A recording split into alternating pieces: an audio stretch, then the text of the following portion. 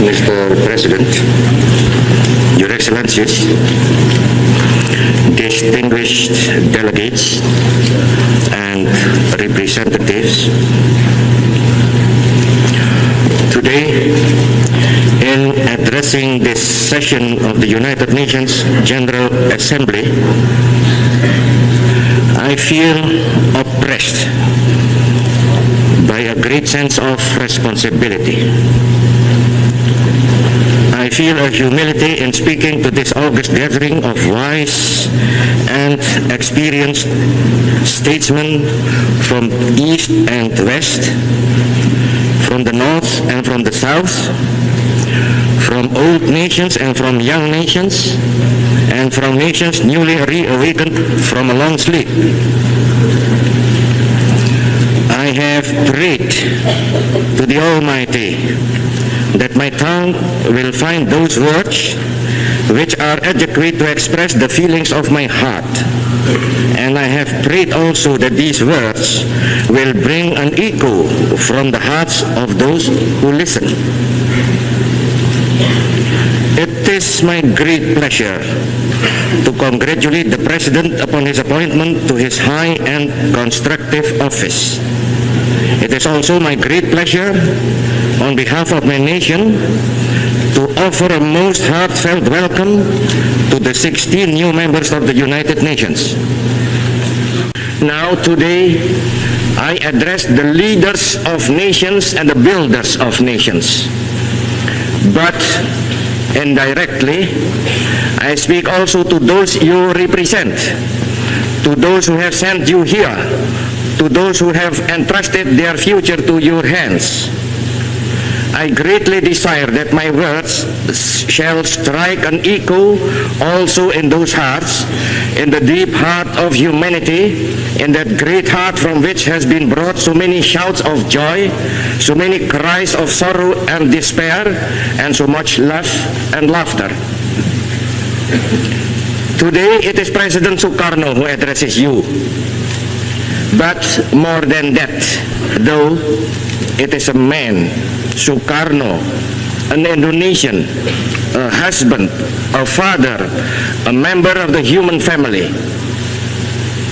I speak to you on behalf of my people, those 92 million people of a distant and wide archipelago, those 92 million people who have lived a life of struggle and sacrifice, those 92 million people who have built a state upon the ruins of an empire. They and the people of Asia and Africa, of the American continent and the European continent and the people of the Australian continent, they are watching and listening and hoping. They see in this organization of the United Nations a hope for the future and a prospect of the present.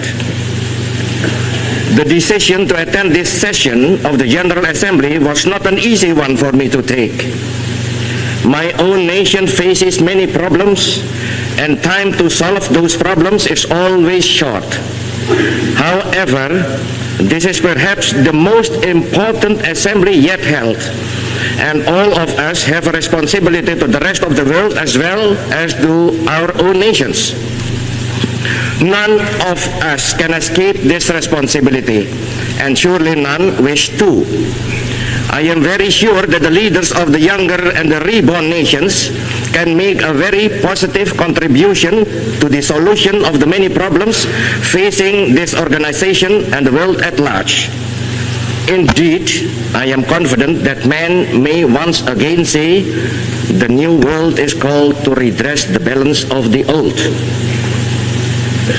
It is clear today that all major problems of our world are interconnected. Colonialism is connected to security. Security is connected to the question of peace and disarmament.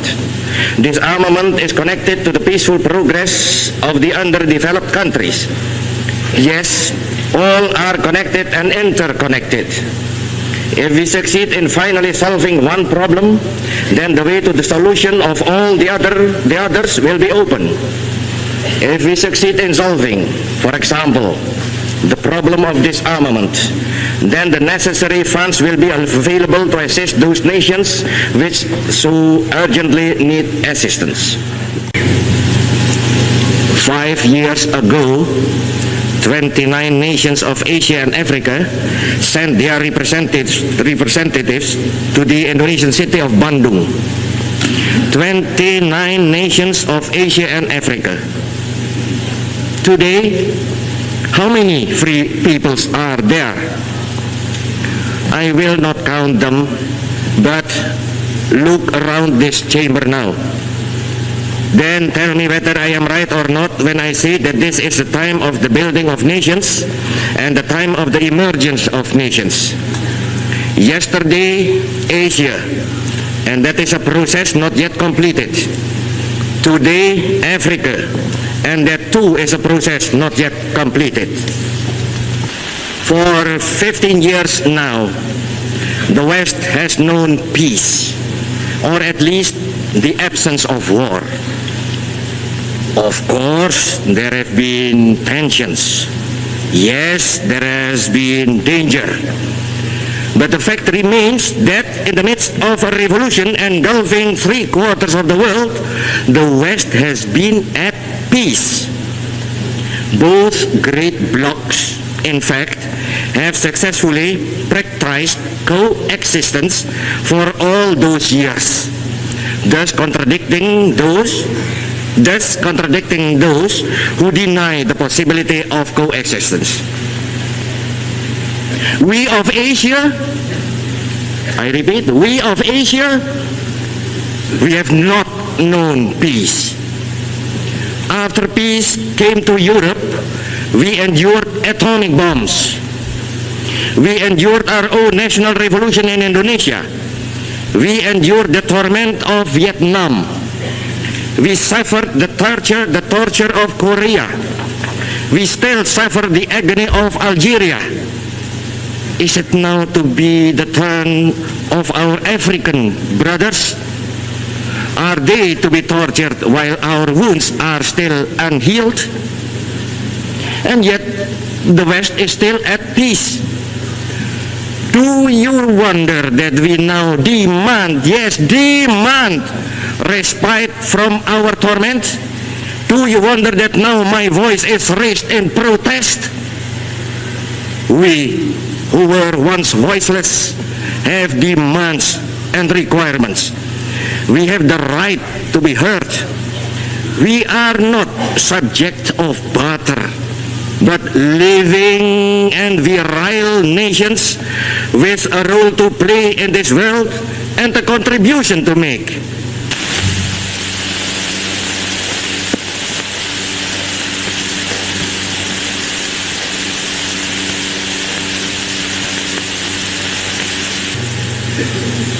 Imperialism is not yet dead. People sometimes say imperialism and colonialism is dead. No, imperialism is not yet dead. It is dying.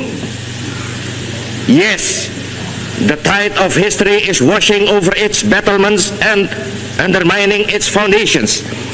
Yes, the victory of independence and nationalism is certain.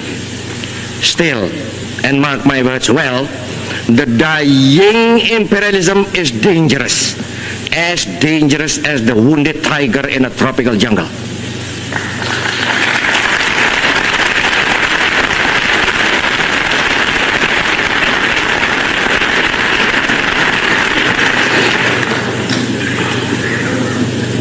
I tell you this, and I am conscious of speaking now for my Asian and African brothers. The struggle for independence is always justified and always just. Those who resist that irresistible onward march of national independence and self-determination are blind. Those who seek to reverse what is irreversible are dangerous to themselves and to the world. Until these facts, and they are facts, are recognized, there will be no peace in this world and no release of tension. I appeal to you Please place the authority and the moral power of this organization of states behind those who struggle for freedom.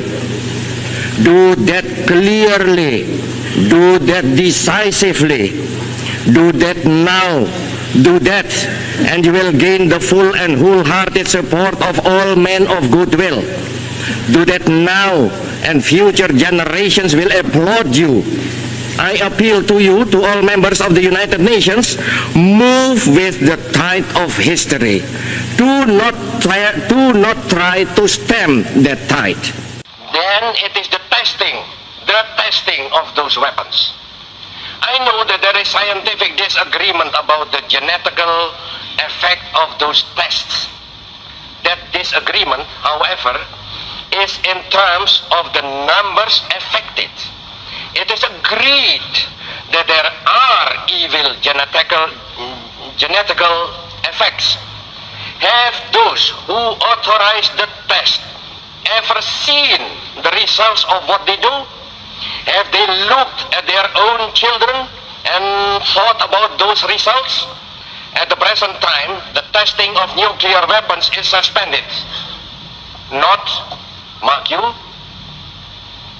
well, not forbidden, but only suspended. Let that fact serve as a beginning then.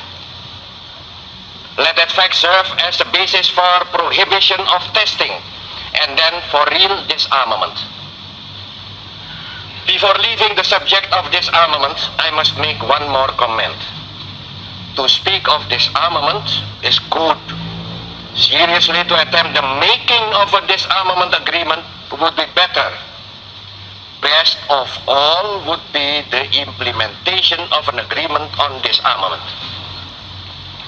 However, let us be realistic. Even the implementation of a disarmament agreement would not guarantee peace to this sore and troubled world. Peace will come only when the causes of tension and conflict are removed. If there is a cause for conflict, then men will fight with pointed sticks if they have no other weapon. I know because my own nation did that very thing during our struggle for independence. We fought then with knives and pointed sticks. In order to make peace, we must remove the causes of tension and of conflict. That is why I spoke deep from my heart about the necessity of cooperation to bring about the final and glorious end of imperialism. Where there is imperialism and where there are simultaneously armed forces, then the position is a dangerous one indeed. Again, I speak from experience. That is the situation in West Irian.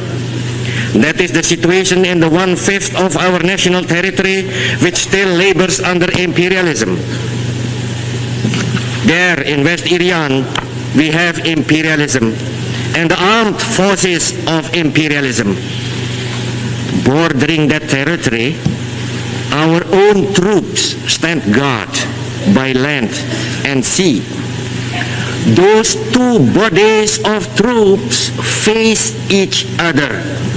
And I tell you, that is an explosive situation.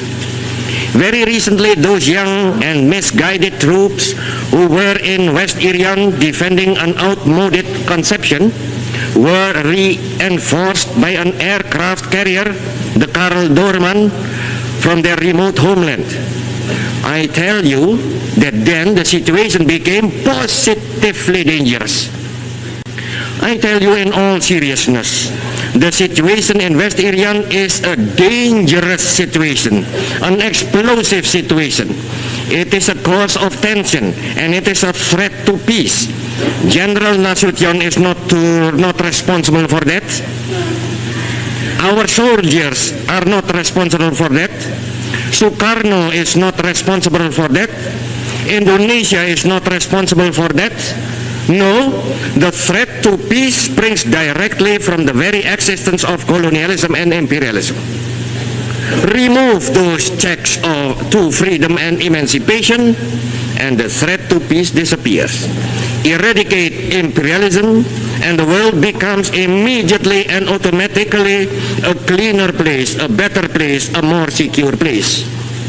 Build the world fit for the dreams and the ideals of humanity. Break now with the past, for the day is at its dawning. Break now with the past, so that we can justify ourselves with the future. I pray God Almighty will bless and guide the deliberations of this assembly. I thank you all.